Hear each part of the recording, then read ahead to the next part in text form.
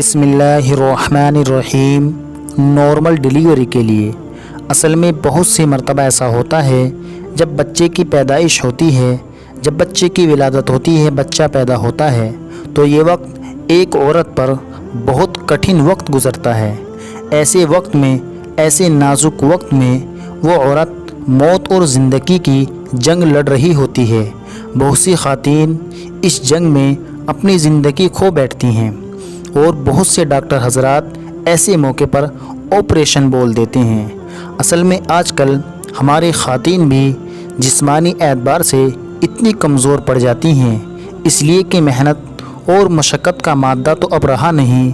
अब तो सारे काम अक्सर मशीनों से हो रहे हैं और मशीनों में इंसान का जिस्म इतना मेहनत नहीं करता, इतना जिस्म नहीं थकता जितना इंसान बगैर मशीन के काम करने में अपने आप को थका लेता है।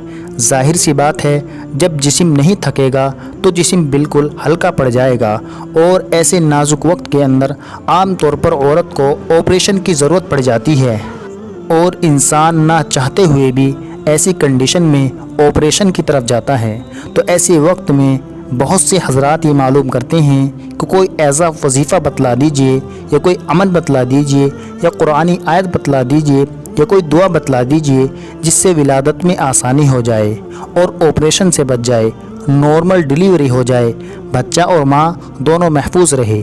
तो आइए जानते हैं आज की वीडियो में एक ऐसा पावरफुल वजीफ़ा और मुजर्रब अमल जिससे इंशाअल्लाह बच्चे की विलादत में बहुत आसानी होगी और ऑपरेशन की बिल्कुल ज़रूरत नहीं पड़ेगी। ये बिल्कुल मुजर्रब और आजमाया हुआ नुस्खा है। ऐसी कंडीशन में हमें 3 काम करने हैं।